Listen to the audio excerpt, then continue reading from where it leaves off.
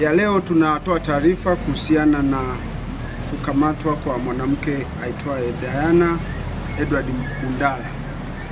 Ni kwamba jeshi la polisi katika mkoa wa Mwanza linapenda kutoa taarifa kuwa linamshikilia na linaendelea kumhoji Diana Edward Bundala ambaye pia hujitambulisha kwa jina kama Mfalme Zumaridi, ambaye umri wake ni miaka 42, mkazi wa mtaa wa Bubuku, kata ya Buhongwa, wilaya ya Nyamagana.